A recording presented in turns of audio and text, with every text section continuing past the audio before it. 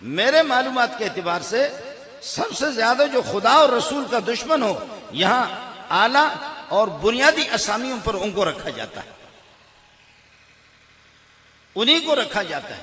اب جب کہ حکومتیں جب ہماری وہ جب ان کی سرپرستی کر رہی ہے تو میں اور آپ ہم کیا کریں گے؟ یہ حکومت کی ذمہ داری ہے۔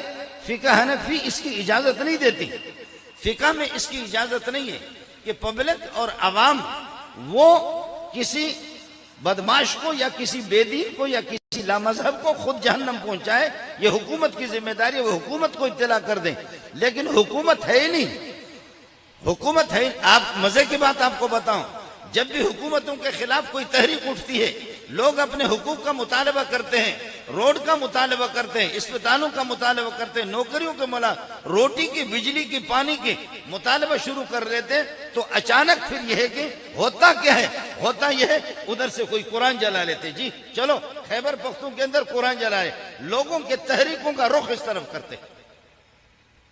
لوگ اپنے حقوق کے لیے جب بھی اٹھتے ہیں روٹی پانی یہ مانگنے شروع کر دیتے ہیں، تو کسی پاگل کو آپ نے بھی دیکھا کہ پنجاب سے اٹھا کر کے سوات کے اندر ایک پاگل کو لے گئے اور اس نے وہاں قرآن جلایا۔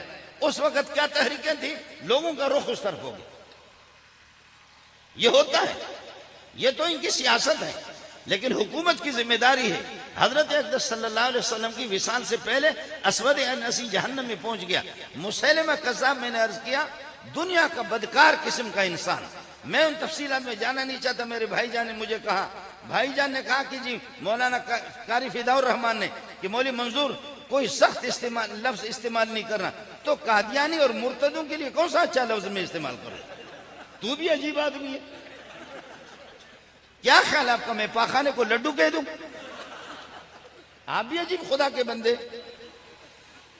شائستہ زبان استعمال کرنا۔ یہ انہوں نے شائستہ طریقہ اختیار کیا کہ ختم نبوت کو، آپ صلی اللہ علیہ وسلم کی نبوت کو چیلنج بھی کیا۔ میں کیا کہہ دوں؟